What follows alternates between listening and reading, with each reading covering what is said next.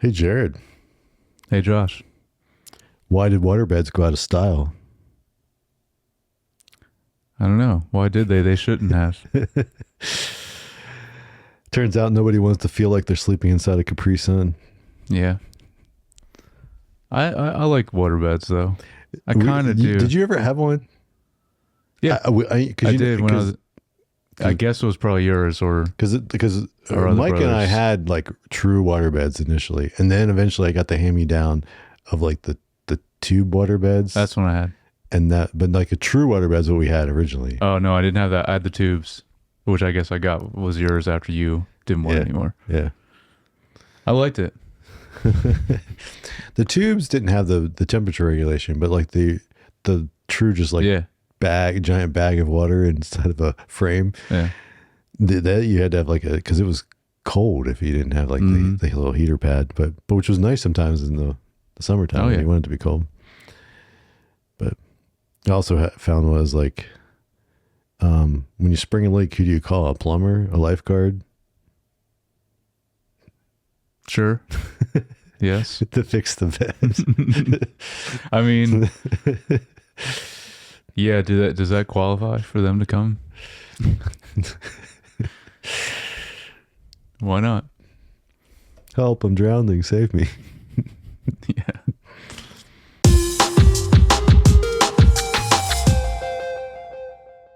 Hey, welcome back to Screen Time Film podcast, where we discuss a director's filmography. We are finishing up our coverage of Paul Thomas Anderson until his new film comes out here in like a month and a half, into September. But very exciting. September 2025, if you're listening to this at some time in the future. Oh, yeah. But way in the future, yeah. But when we're recording / posting this, it's a little over a month away. If you're watching in the future, how was that one film? Battle after another? Yeah, how was his new the film? movie. Let us know. Yeah. But yeah, today we are discussing Licorice Pizza. Mm-hmm. So Jared, Soggy Bottom sounds like someone crapped their pants. It does. Which I don't know if you knew, that was like what he was going to name the film originally. Oh, which I'm kind of glad he didn't, because it didn't sound that great. No, I'm sure that's in trivia. Or maybe that was it was either what he was going to call it or that's what it was called when they were making it. But I don't know if he ever was deciding on finally naming it that. Why is it called Licorice Pizza though? Yeah, I know. It's like that. I was thinking that, like, I was like, why this name has nothing to do with anything. No. I think it's just, maybe we'll have something in trivia, but yeah. Maybe it's just random things that. Stay tuned for trivia. Yeah. Towards the end. Yeah. I hope that gets answered. Actually, I would like to know why he named it. Yeah. That. Yeah. Me too. But I'm Josh and this is Jared, my co-host Jared. There's no gasso in the freaking caro, Josho. Yeah. Gotta have the gasso to go. That's right. All right, so Licorice Pizza came out in 2021. Mm-hmm. It's rated R, 2 hours and 13 minutes. Okay. A young man and a young woman grow up, run around, and fall in love in the San Fernando Valley in 1973. PTA loves the 70s. And San Fernando, because was that Magnolia? I remember there was another one we talked about. Well, yeah, because Magnolia is like, I mean, some of it was in Hollywood. Right. I wonder if any of the other ones were. There's at least that one I know. That was also San Fernando. But yeah, he likes the 70s. Mm-hmm. He does. All right, this is directed by Paul Thomas Anderson, written by Paul Thomas Anderson. Cinematography, Paul Thomas Anderson, and then Michael Bauman. Yeah.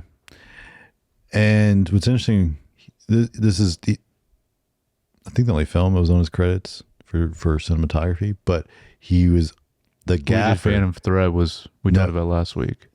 Yeah, but he was the gaffer. PTA. No, but I'm talking about this other guy, Michael Bauman. Gotcha. He was also listed as cinematographer. They had two people listed. Okay. But he was the gaffer in a bunch of the previous P.T. Anderson films. Oh. The name sounds familiar. Did he do any other films we covered? He did. No, but he did some episodes of I forget what's American Horror Story. He directed or cinematographer on some episodes of that. Cool. But I wonder which season. When it was still good? I don't remember. Or not. But yeah, but he was a gaffer on a lot of the previous okay. Inherent Vice and a bunch of the other so somebody he worked with a bunch, and then just I guess he wanted to start being a DP. He helped him. Composer John Greenwood again. Yeah. Johnny Greenwood. Production costs. What do you think? This one's tricky because I don't know. I remember leading up to this film, I remember listening to some podcasts about it. That's how I knew about it. Like, it was called Soggy Bottom originally. And I remember it was hyped up a lot, but I don't know if it was finished all before COVID. So that would play a lot into production costs. If they had to then... True. If they shot some of it and then had to go back. Adopt some of the new standards for filming. So I'm going to say... Because, this is 2021. I don't think it was like shelved for a long time. So I think they probably had to do at least some of it in COVID. So I'm going to say 50 million. 40 million. Okay. So just a little bit more than the last film. Yeah. All right. It was nominated for Best Motion Picture, Best Achievement in Directing, and Best Original Screenplay. Didn't win, but nominated. Nominated for all three of those. Mm-hmm. Interesting. I think 2021 was kind of a weak film year, though, from what I remember. I don't think it was... Don't remember. I don't know. I mean, it definitely... Or am I getting that confused with... I remember it was a really bad video game year. Maybe that's what I'm thinking. Well, so 2020 was definitely a bad year because a lot of people pushed stuff. 2020 was amazing for a lot of other media, though. Like, there was a lot. But yeah, I guess movies... Because I remember, because Tenet still did Tenet in the theater. It was the only thing I went and saw in the theater. Yeah, that's right. That fall. It was like in September or something of 2020. Yeah. And... So like one of the first movies back in the, and nice. It was still when like but you had to have empty seats between you and your next group of... Isn't it so weird at least in Maryland, in our state, like because it varied per state, I think.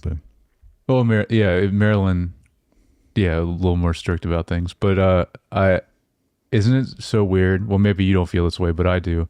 It's so weird. You already feel nostalgia for 2020 COVID. Like, obviously not like the conditions, not wishing it, but it's like, no, I feel there's certain things though I do from like 5 years on now. Like, I do feel like there's certain things that were like,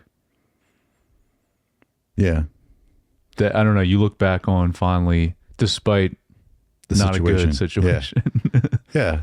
Well, it was just an odd moment in history for in general. The whole world, most of the world, but definitely our country, because some countries just pretend like it didn't happen.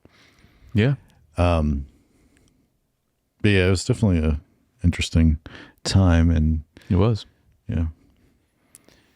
And yeah. Do you remember when? I'm just curious about this. Do you remember when like they first started filming anything again in 2020? It wasn't too long. I mean, like, because I feel like it only took them a couple months before they put rules in place and could start doing. So okay. I didn't think it was that soon. Like in summer, they were already back shooting. Mm-hmm. I think so. Okay. All right. So we've got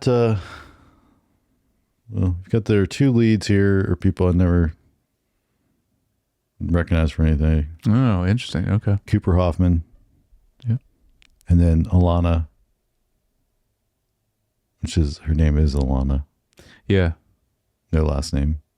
No last name? In the movie. It's not, but it's Haim, right? Yeah. Yeah. Okay. Yeah. So you don't know either one of these people? Mm-mm. Okay. What do you know him from? So Cooper Hoffman is Philip Seymour Hoffman's son. Okay. And this is his, I'll go ahead and say my first note. This is I didn't realize this is his first acting job too, which is awesome. Wow. He's been in other stuff now. But it's impressive that this was his first thing he did. I'm sure he got a lot of coaching from his dad, though. And then Alana is from the band called Haim, and PTA actually directed a lot of their music videos. I remember seeing that in the credits. Because I think her sisters, it looked like some of her sisters were in this movie. Playing her sisters. Yeah. And because I believe they're all sisters in the band, because it's all female group. But I've listened to them for a while, though, but I've never seen her act until this movie. Okay. Yeah. Interesting. And then there's some side characters of people, and no, if you picked up anybody else, but have John Michael Higgins, Maya Rudolph, John C. Reilly, Sean Penn, Tom Waits, and then Bradley Cooper. Yeah. Oh, okay. John C. Reilly. I had a note about this. Did you? So you did recognize him? Mm-hmm. Yeah, I did too. Voice. Gives it away. Yeah, you could tell immediately from the voice. Yeah. All right. So overall thoughts. What'd you think of this movie? So I want you to go first because I watched this when it first came out, and you hadn't. Oh, right. Okay. You haven't seen it. No, I had not seen this. No. Yeah. So you should go first. All right. Always making me go first. No, not true at all. You always make me go first, but I'm just curious because I was already a big PTA fan, and I was looking forward to this movie, so I watched it when it first came out. All right. Well, I will say I enjoyed this film. Thought it was good. Kind of can repeat a little bit of what I said last week or in the previous film. It's nice to see him just put a straightforward story together, and I think this one obviously was a little bit more fun and happy, good times, a lot of it. I mean, there was things that tragic things that happened, but I think it was interesting also that last film and this film both tackle like relationships, very different settings for the relationship, but like tackling this relationship that's got complication to it, but but obviously these are young people, their first love kind of experience. And, but yeah, I thought it was really good and captured that really well. The tone of that and the vibe of that still trying to find who you are even, but then liking each other anyway or something. Like there was just like that natural awkwardness, I think came through really well. The awkwardness. Yeah. That's a big part of this movie. Well, that's interesting that's cool. So that means you like this movie more than me, because I was when I watched it the first time, I was kind of disappointed. I was kind of like it was hyped up a lot just because I... It was overhyped? Yeah. For you? For me personally, yeah. And I just thought, when I first watched it, I just thought, I was like, yeah, that's cool, but it was just okay to me. And but I'm higher on, I think, a lot of his movies than you overall. So then watching this time, like, I wonder if I'll like it anymore. I did a little bit, but not much. So I still just think it's okay. I think I was trying to figure out why, and I couldn't really pinpoint it, and I don't even know if I'll be able to describe it that well, but the flow of this film is strange to me. I don't know if you think that too, but that's what I felt watching this time. And I remember feeling that the first time watching it too. I don't know. And that's something I don't really like about it. When you say flow, what do you mean by flow? I don't know, because it's not the pacing, because I like his pacing of his movies. So it's something else. It's not like, because it kind of just does like some natural just jumps in time and has these little vignettes, stories a lot in the middle. Is it that? Yeah, it does do that a lot, but I mean, I don't mind that in movies normally. So I don't know. That's why I said I don't think I can really explain it, because I was trying to see if I could kind of figure it out watching it a second time now. But yeah, it feels off in some ways and doesn't live up to like the caliber of what I think of a PTA movie should be. But I still like parts of it, and I still think it's all right overall as a film, but I don't know. Yeah, I think you're right. I did like it more than you. Yeah, you did. This is probably the first of all these films. Yeah, I think so. Because I think our least favorite was Inherent Vice. Mm-hmm. I think we were both about the same on that, though. Yeah, probably. But I think like a lot of the other ones, like whether I liked it or not, like you always liked it a little bit more. True. Although the very first one was like underrated. We were both like, and I might have liked really that one a little more than you. I think we both liked it, but every time we come back, we're like, no, I like that one better. I think that one's higher. Like if we did like our ranking, I think that one would be higher. Yeah, this one would definitely be a lot higher on mine than for you, because you'd probably have it for sure close to the bottom. Yeah, I think so. Which sucks because I was hoping and again I liked it a little bit more, but I was hoping I'd like it a lot more and understand it more the second time watching it. But I don't know. I don't know what it is about this one. Yeah, I don't know. And I don't know what it's about this one that quite grabbed me a little more too than the average of his films. But let's get into like some of the key moments. So obviously the first opening, like kind of the way they meet, like I thought this worked right off the bat. I thought it looked really well. Like, you just kind of jump into the situation and really right off the bat, you see his charisma and kind of charm. Cause then you kind of leads by the end of the scene, he leads to like that she's 20 something and he's 15. And of course keeps blowing him off like, well, no, and he's like, oh, it's not a date then, and his persistence. Yes. And that's one thing is like all their like interactions and dynamic and everything is really great in this movie, which is a big part of the movie. Yeah. So like that's not what I don't like about it. So like in this opening, you're right, it is really good how they introduce it. And it is funny. I like how confident Gary is like right off the bat. And just how he talks to her and tries to get her to go on the date that's not a date and all that. So Cooper Hoffman, I just think his performance is really good in this, and hers too, actually. Both of them I think are really good, and I don't know if this is her first acting thing also or not, but their dynamics and chemistry is good in this. And then also like sometimes it's tough to just wait and talk about, but like I thought like the camera work and a lot like they're just long takes of and scenes, like these scenes which he's done consistently, but this one has a lot more where the camera's moving in longer takes, which he didn't do as much a lot of times. But I think it's to add the energy to like the young kind of livelihood that they have, right?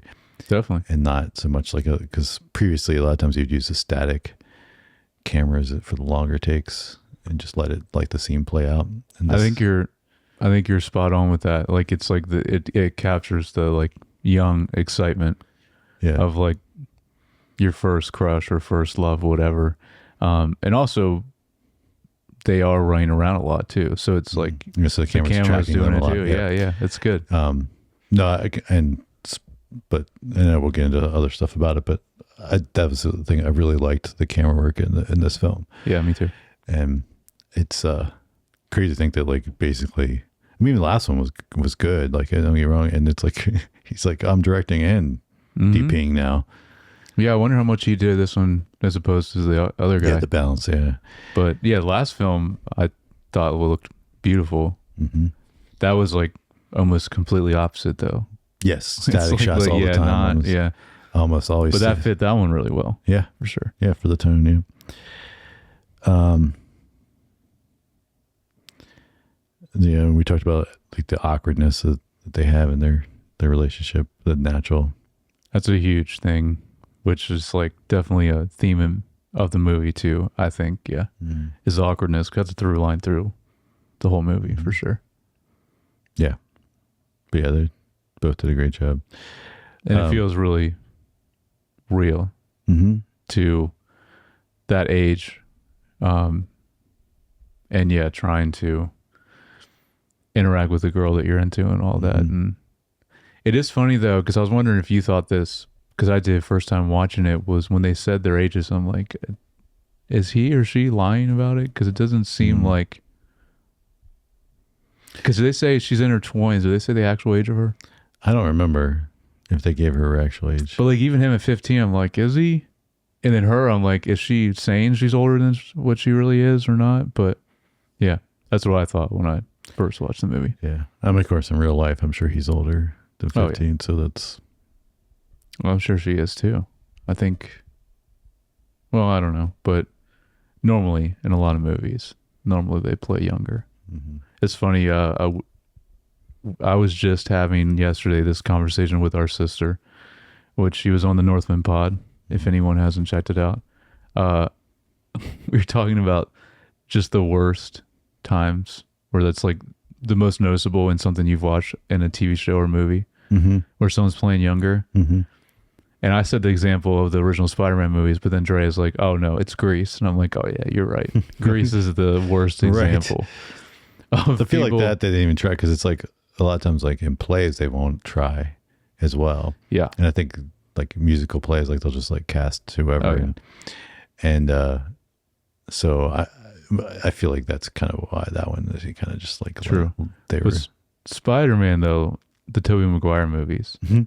Like even the first one, if you go back and watch that, it's more noticeable now. It's like he's playing a high school student, and I think he's already probably 30 years old when he's playing that character.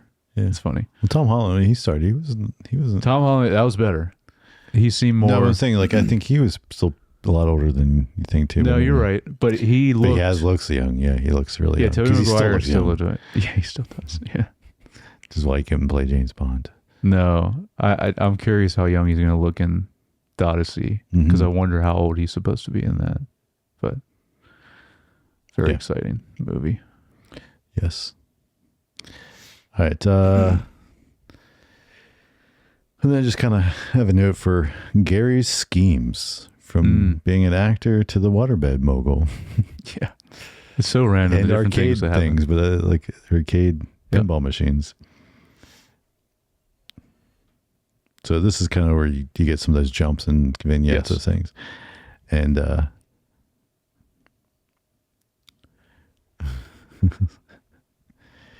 what did you think of Gary's hustle? Side hustle. I think good on him, because I mean, he's doing a lot, as much as he can, and especially for a 15-year-old, like it's pretty impressive. At some point, like I guess how much time, that's the thing you don't really get. How much time is passed. And is he still, at some point, is he 18 by the end, or is it like he's still 15? Like, yeah, that's unclear. They don't really give you this like distinction in the time jumps, because like also as it later goes on, you get less and less of his mom too. Yeah. Like it's like early on, it's kind of like she's there, and it's like, oh, that's how you can do these things. And then I love which we did mention, that actress, right? Yeah, the waitress from It's Always Sunny. Yeah. Yeah, I don't know. I don't remember the actress. She's also name. Wasn't she in Psych or something else too, like that? She was in something else. Now I'm gonna. Yeah, she's been in other stuff too, but like I also know that she's married in real life to Charlie Day, which is funny because of their dynamic and It's Always Sunny. But yeah, no, she's been in other stuff recently. Yeah, I'm just. My favorite through line though is that she's still the waitress. Like. After 17 seasons, you still don't know her name. She's just the waitress, and It's Always Sunny. That's right.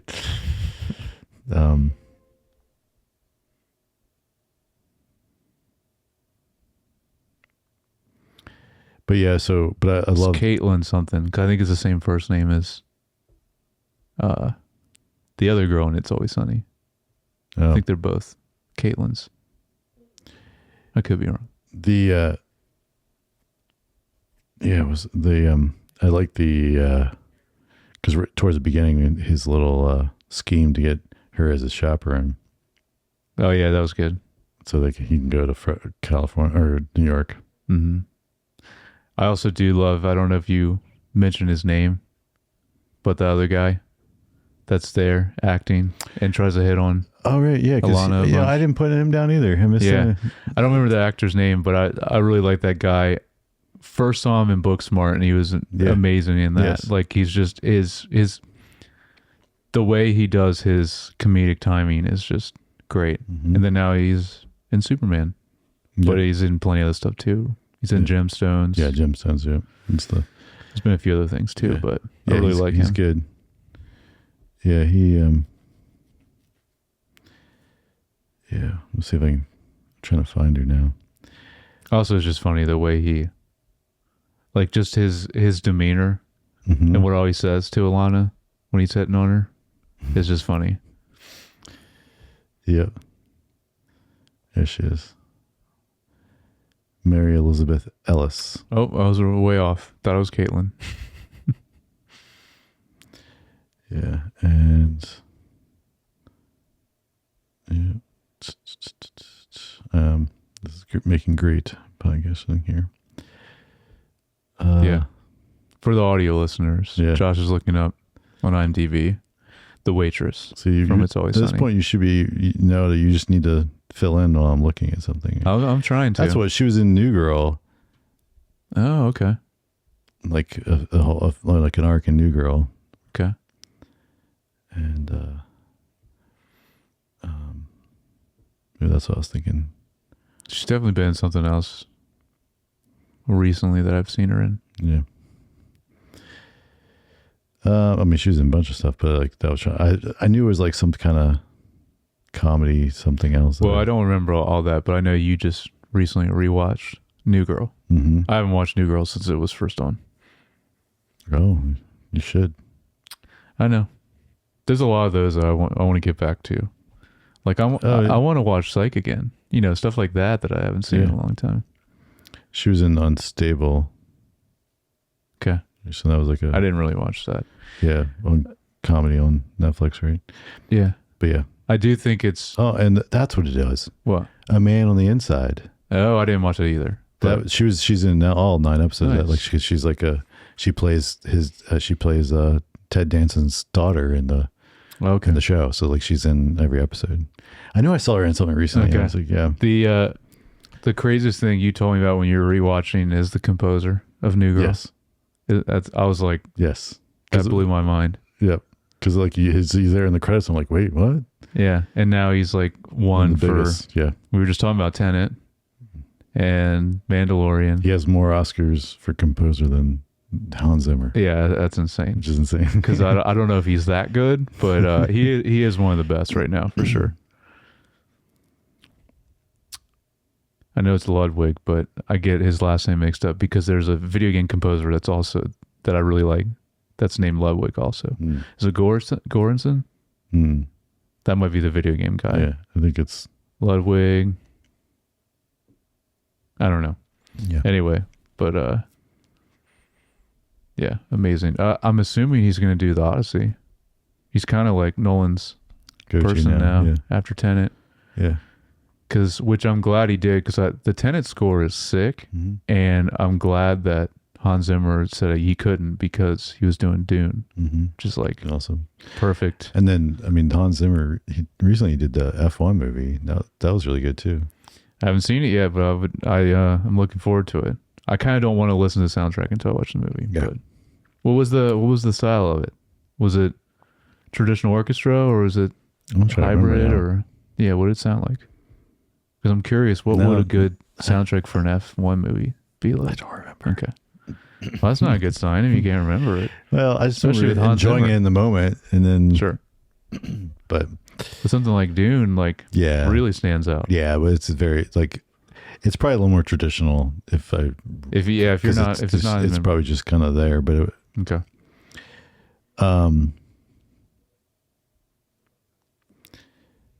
Yeah. So then his schemes did that.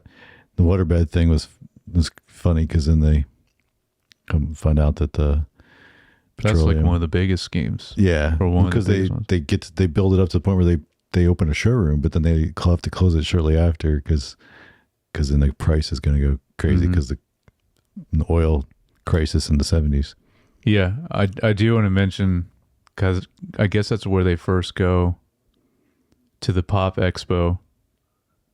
And this is when you hear John C. Reilly's voice is playing in the Munsters booth. Mm-hmm.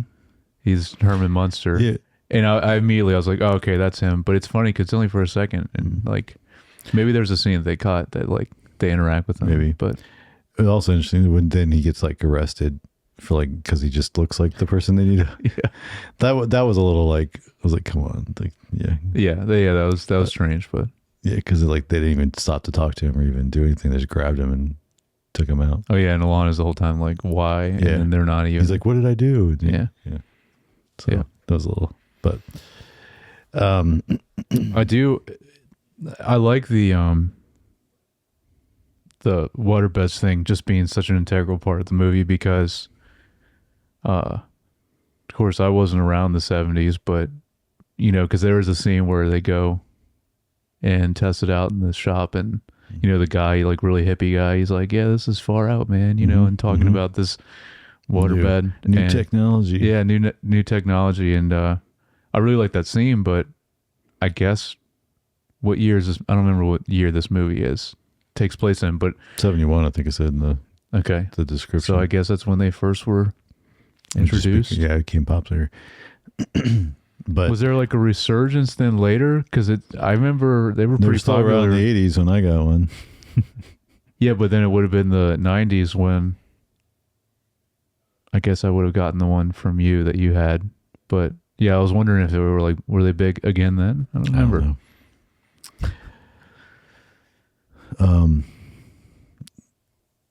I remember they were cheaper than a regular bed, so okay. Yeah. That's why mom and dad were like, sure, you can get over that. That makes sense. Yeah. That tracks for especially dad. I do like, because I just so I can remember it now because I didn't write it down in cinematography. That scene where they test out the waterbed, I really like that shot with the girl that's kind of like showing it off. And when Gary lays down, and it's like his POV, and you see her head come down and like talk to him. Just a cool angle, and I like that shot. That was cool. Yeah, and then like when they do the grand opening of their waterbed shop, that that scene was the interaction, because then there's that other girl that shows up and he starts like flirting with her, and then right, because the whole time, which it was interesting, is like they're never dating. Nope. But yet it's like they both like each other. Yeah, and there's so many different times where they're trying to make each other jealous too, with someone else. Yeah. Which is all, again, that all tracks for that age, and being into a girl or being into a guy, and all that is very real to teenage behavior. Yeah, but to that point, like my next point is like, but Alana's not a teenager. True.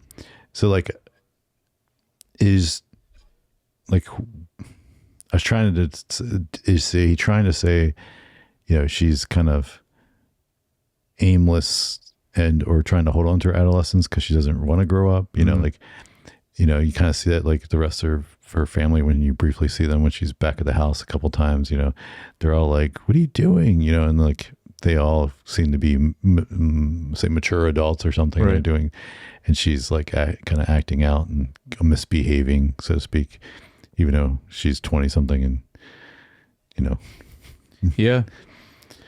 But yeah, it is true. Yeah, they're dynamic as a family.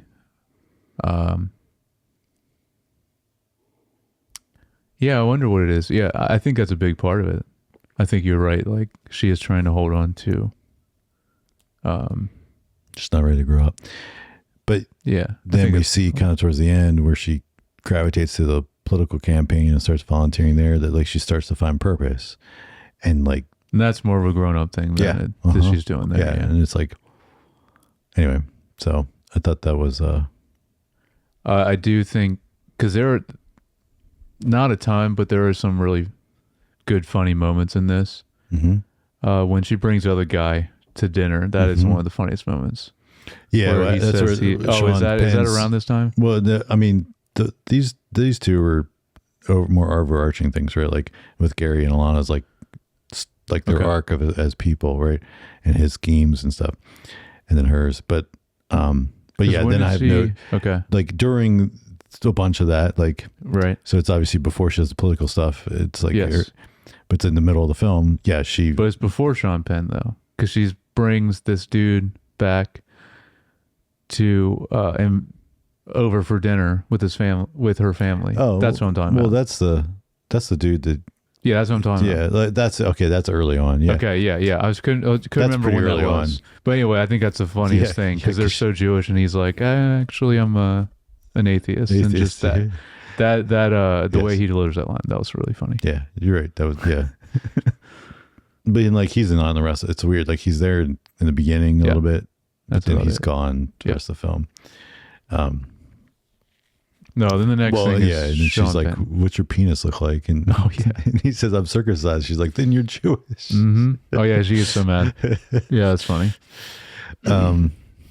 Yes, but then later I was saying, because like to me that was the more in your face, like rubbing in your face, like she goes to the audition and makes Sean Penn and whatever his character's name was, but I don't remember his character. Of course he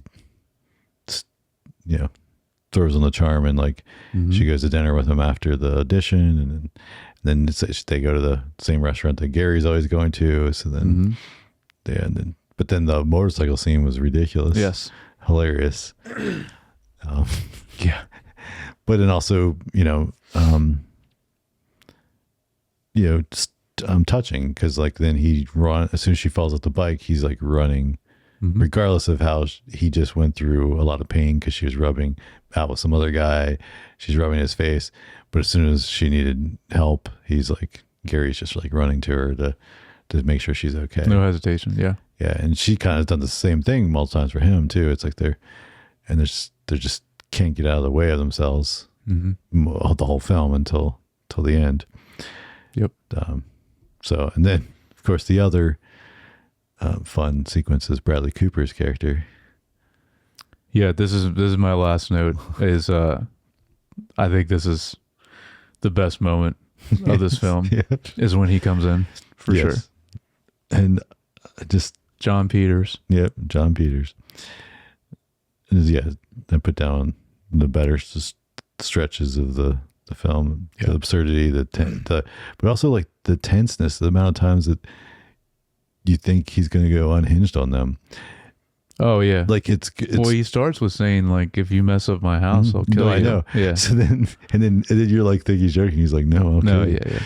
And then, but then like they decide to like let the water running, right? And they're like, they're running out. And then of course they run into him and have to give him a ride to go get gas. So first you think, when that, at least to me, like you thought it created this tension of like, oh no, they're going to have to take him back to the house and he's going to see it was a disaster. He's going to get mad at him. But that doesn't happen. Like he still gets mad, but it's bad at the butler guy or whatever, the assistant guy. And then what's my quote is, he's yelling at, and then, but then they,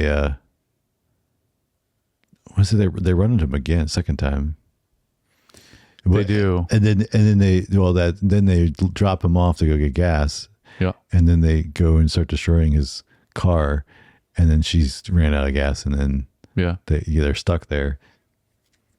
But then they end up drifting like forever. Yes. And then she's sitting on the curb, and then he walks by anyway, and like he's like acting out, and then he sees some women, and because he's like, I just get all the tail. Yeah, his character's he was just so funny. Well, Bradley Cooper's just having a blast, probably. Oh, definitely. Yeah, he loves doing these kind of, and then I love that he's like so particular with like making sure they say Barbara Streisand's name right. That was good too. Yeah, that's right. Because he's bragging about that he's dating her at that time, right? Mm-hmm. Yeah. But then he also gets all the tail. Yeah, exactly. It's so, his hair and his outfit and everything, it's like peak 70s too. Like, it's just that whole character archetype of him. Yeah. It's great. Like and maybe this was like conscious of, maybe PTA was aware of this, like, because it seems like a character from Boogie Nights. Mm-hmm. You know? He did. You're right. Maybe it was one he wanted to add in and didn't, and then he's like, "Oh, I'll put him in this one." Yeah. Yeah, because Boogie Nights would have been similar time. A little later, because then it goes into the 80s. But yeah. Mm-hmm. Yeah. Starts around the same time, though, I think. Or mid 70s. Yeah. Yeah. And then I just, I have a note about the ending. Mm-hmm. And them just running towards each other. Yeah. And it was, I thought so. I mean, did you feel like it worked or not, the ending? No, I thought the ending worked. I think it's a good ending in the way they ended too. Yeah. I like it ending on that specifically. Yeah. Yeah, it's good. You don't know where they go from there. You just like, they finally at least admit that they like each other kind of thing. It's kind of. Yeah. And it doesn't matter where they go from there for this purpose of the story that they're trying to tell for this movie. It's a good conclusion point to end on. Mm-hmm. I don't know. Did you think it was a good ending? I liked it. It was, to me, it was sad. Like, it was like, this is what we've been building up to. And then, basically them finally, quote unquote, getting together. So I guess my thing is, because like I said, I like moments of this movie. Mm-hmm. Maybe it is partially due to the pacing, but it's just like the jumping around and just like I said, that's what the best way I could describe his flow. So I guess that could be pacing, but that's kind of where, I don't know. I still continue to not like this movie from that angle, but the rest of it though, I do like. I think it's also some characters too. Like I don't like the political guy at the end. Don't really like that character. But then some of the other characters are great, like Bradley Cooper.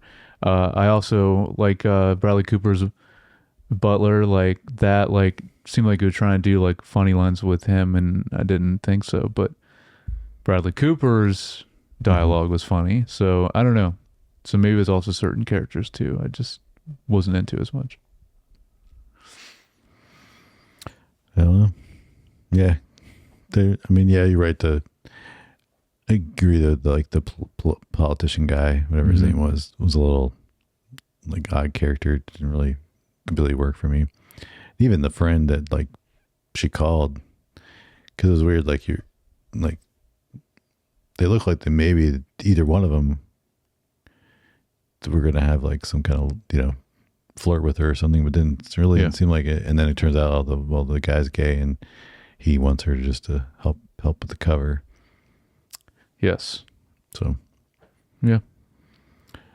All right, let's get into cinematography. Yeah. Oh, just want to add to that the politician guy. I think it's weird because he's introduced like so late in the movie that it's kind of like he doesn't have a full character arc at all. So that I think from that aspect it's kind of strange too. Yeah, character. Yeah, it's a weird balance, right? Because like, the same thing, you could say the same thing about Bradley Cooper, but that's true. But like, or Sean Penn, yeah. Like, but for some reason those feel more cohesive, even though I feel like more cohesive, like a fleshed out character, and that the politician thing kind of. I think it's also because their characters are so extreme too, in a certain way. That I think that helps.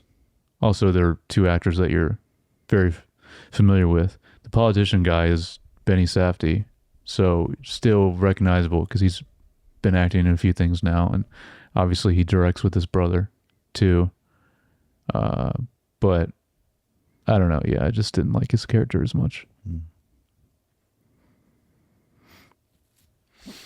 All right. Well, let's get into the cinematography a bit. So it was shot in film again. I mean, he has nice. Like the 70s texture. I think it worked really well. I agree. And yeah, it's like very grainy.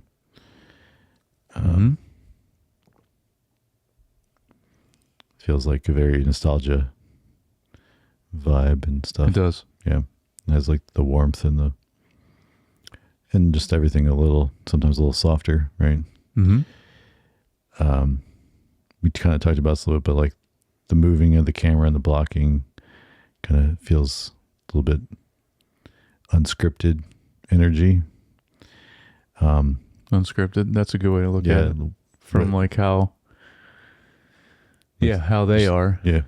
At their ages. It is funny we keep saying that, but then it's like you keep forgetting, or I do, like, oh no, but she's in her 20s. But it's like you think of them both as like teenagers. Yeah. Yeah, there's some whip pants in there. Mm-hmm. Yeah, like I was thinking about the long shot of him running and between the cars. The cars are just in the line there for gas, the gas station. Are you talking about when he's running at the very end? Because there's different times when they're both running. Yeah, I mean at the end there's also. I was just thinking like that one. They follow him a long time while he's running and yeah. It's kind of the introduction of the fact that there's the gas shortage, and yes, that's before they deal with Bradley Cooper's character. But yeah, it was the camera movement adds a lot to the emotional tone, I think, of the film.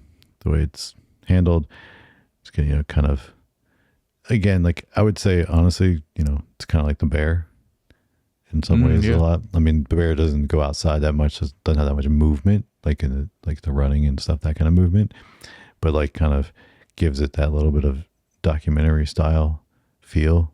Yeah. Kind of blended with, even though it's a scripted thing, to, things are a little dirty. They're not perfectly blocked as far as like, camera position or talent position in camera and stuff like that. So, but I think it works.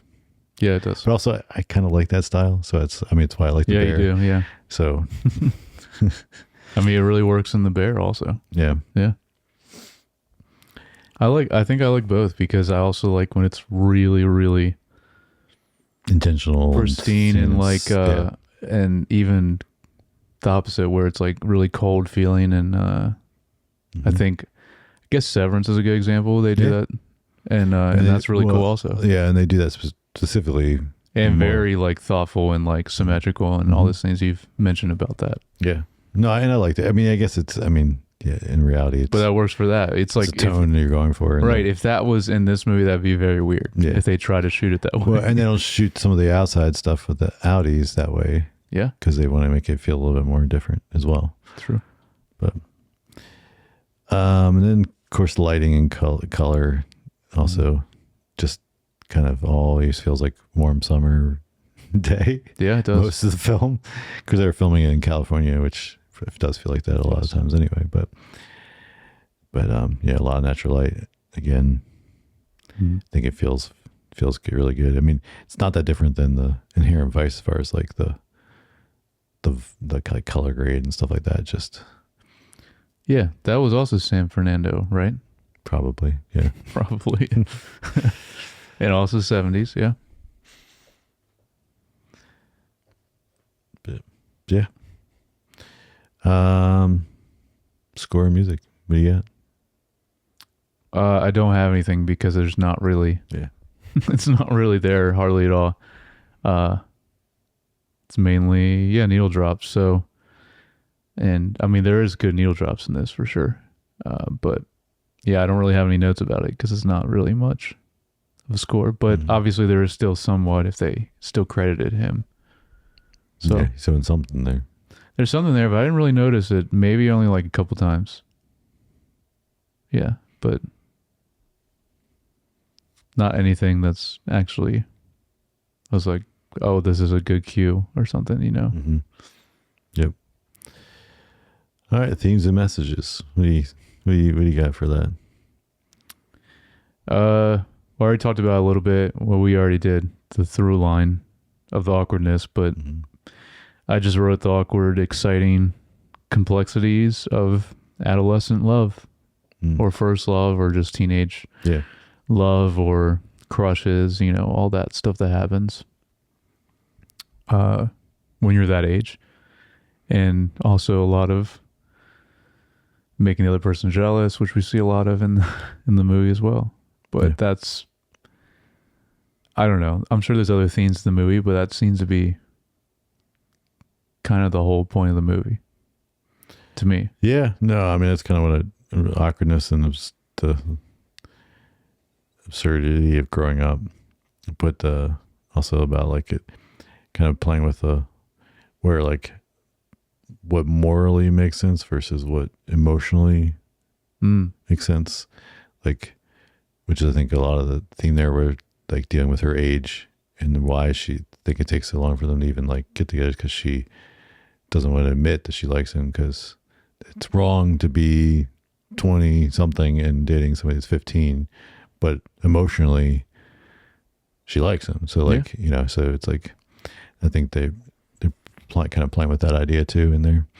Well, maybe it's not as much in the 70s, but if that dynamic was flipped, that would be okay. Right. Well, it would be back then. Yeah. Yes, but it also would be weird. Like maybe not 15 though. He's 15. Yeah. I don't know. I mean, but you're right. There used to be women used to get married at 15. Yeah, that's true. All the time. If you go back, but it's further than the 70s. You kind of no, yeah. The 50s or something. Our Meemaw was 15. Yeah, when she got married, but that was in the 50s. So even more so then. Yeah. Yeah. Well, let's look at a little trivia here for. Yeah. I'm trying to think. Licorice Pizza. I want to know why it's called that. Mm-hmm. But also, does she actually at one point?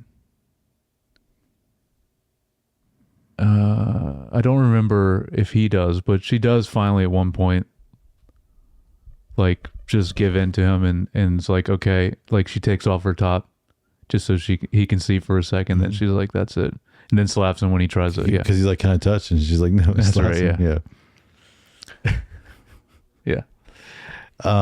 So the first thing on here is Alana's family is played by her real family, her real life family. All the parents too? Evidently, Donna Haim, the mom, was the elementary art school teacher that P.T. Anderson had. Oh, that's cool. When he was in school. So that's probably how he first got introduced to that family in general. Mm-hmm. And he said this film was partly inspired by a crush he had on her when he was her student. Ah, classic.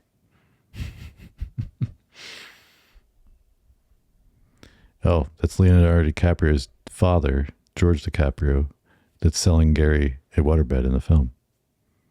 Whoa. Yeah. I had no idea.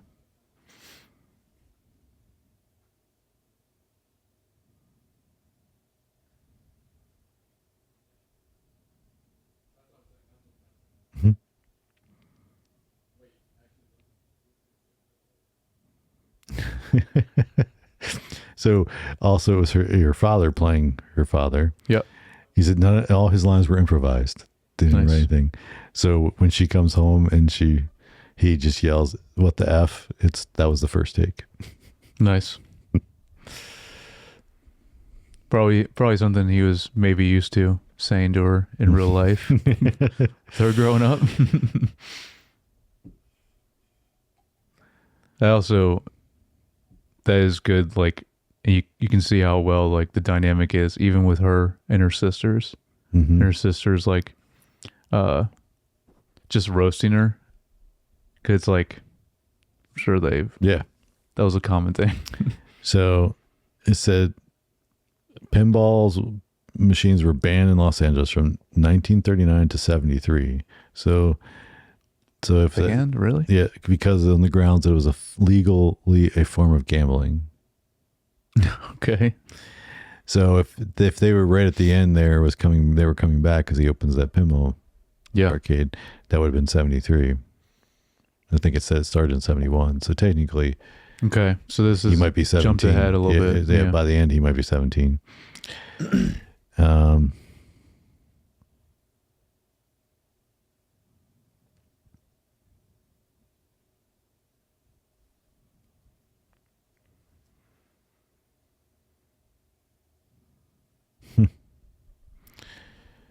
Okay.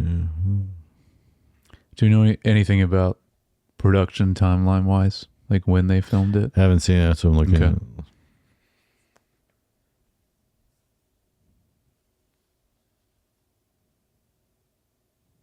Oh, the lines that Alana auditions for, with William Holden, is all from the Clint Eastwood film Breezy from 1973, which is nice. They used it word for word.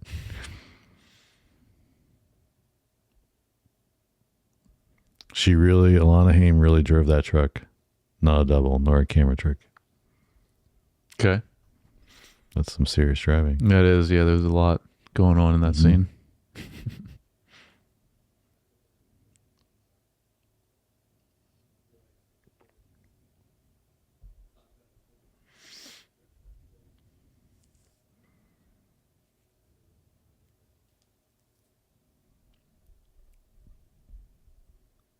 It's nothing about the title either. Term, here it is. Here's the term. Licorice Pizza is slang for vinyl record, particularly albums which were known as LPs for long play. Hence Licorice Pizza. Also, the vinyl record is black, and which is the color of licorice, and the shape is flat and round like a pizza.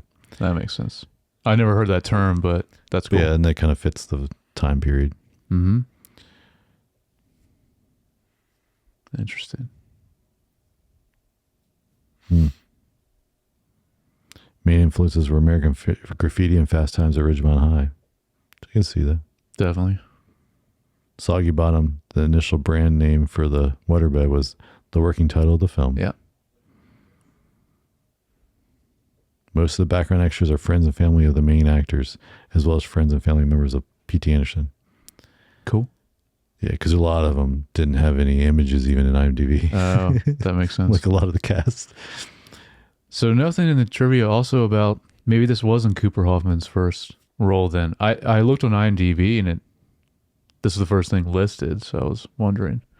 Also, I'm just wondering if there was any trivia about, him and his dad. So John Peters is a real life person. He was a producer, hairdresser, and boyfriend to Barbra Streisand. Yeah, so okay. That's who Barbra, and then. But Sean Penn's character is made up. Joel Wax he was a Los Angeles city councilman, so that's a real person. Jerry Frick, founder of the Macando Hotel and Restaurant. Mm-hmm. Oh yeah, we didn't even talk about him. Mm-hmm. Always doing a horrible Asian accent. Oh right, I listened to the character. Yeah. We know him. He's been in so many things. Yeah, no, I know, but it was funny because he, the first wife, he pretended like he understood her and was like talking when he would repeat things for her, he would say it in like a bad, just like accent, English with a bad Asian accent. Yes. But then the second wife, he admitted he's like I don't know. Yeah, I don't speak Japanese or whatever. Yeah. But we didn't mention that. That's earlier on in the film. But how they get involved with the restaurant. But that's more them trying to advertise, right? They try to advertise through the restaurant about the waterbeds. Yeah. And then he's like, it doesn't really fit our vibe. Yeah. Yeah. Yeah. So I'm assuming, well, I guess we'll see if he's in one battle after another, but I'm assuming PTA is going to keep kind of the tradition alive, since like Philip Seymour Hoffman was this guy that like he put in a lot of his movies, and now he's putting his son. Yeah. Maybe he wants to use his son now a lot in his films as well. That'd be cool. Yeah, even if it's just a smaller character sometimes. Yeah. Yeah. What are your final thoughts? No. I mean, I'm glad you liked it, though.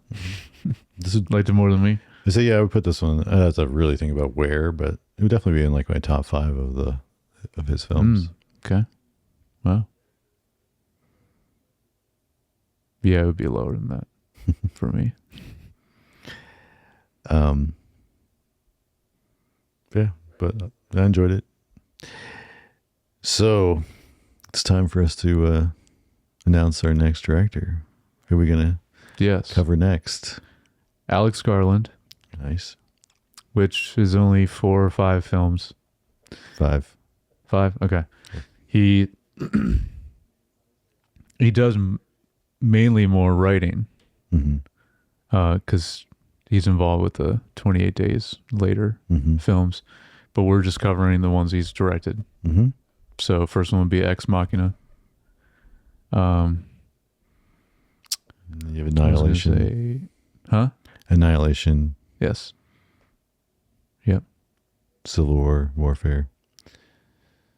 Yeah.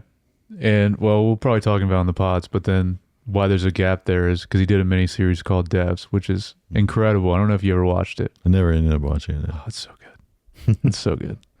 But that's another thing he's done besides these films. But, yeah. Cool. How many of these have you seen? Men is the other movie he did. Oh, yeah. Yeah. I think none of them. Really? Yeah. Oh, this is a perfect director to do then. But Ex Machina, Annihilation, and Civil War, are all ones that I wanted to see. I don't remember Men. That was kind of under the radar. Yeah, it was not as popular. I think also really people recent, didn't like it.